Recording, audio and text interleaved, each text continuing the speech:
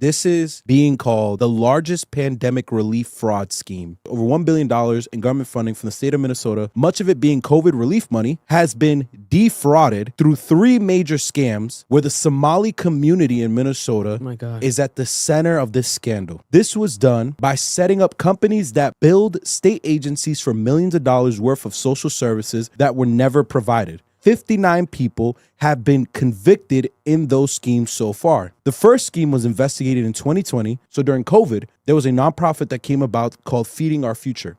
And they were gaining COVID relief funds to feed children that are either out of school or didn't have other means to get food. The prosecutors focused on this organization, which became a partner to dozens of local businesses that enrolled as feeding sites. So essentially, as a local business, you would agree to be a site where people can come and eat, and it would be Feeding Our Future that'd be like the middleman. State agencies reimburse the Feeding Our Future group and its partners for invoices claiming to have fed tens of thousands of children. In reality, most of the meals were non-existent. And the business owners spent the funds on luxury cars, houses, and even real estate projects abroad. It is reported that they stole up to $250 million.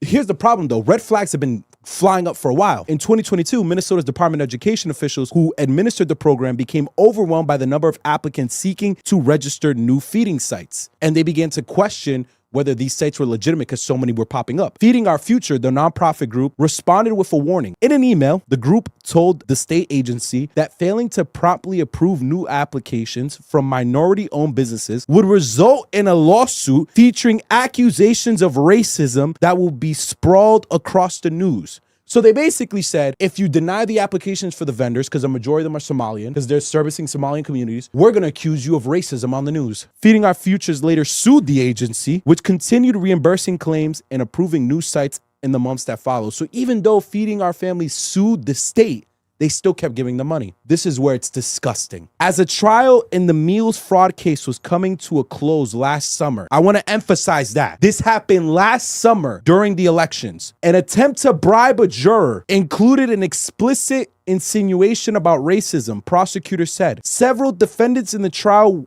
were found to have arranged to send a bag containing $120,000 to a juror, along with a note that read, Why is it always people of color and immigrants prosecuted for the fault of other people? They tried to bribe a juror on a case where these people were stealing relief money that was supposed to go to feeding children in this community to buy houses and luxury cars. Tim Walz and the Democratic Party and Kamala Harris were aware of all of this, and they still ran this nigga for VP.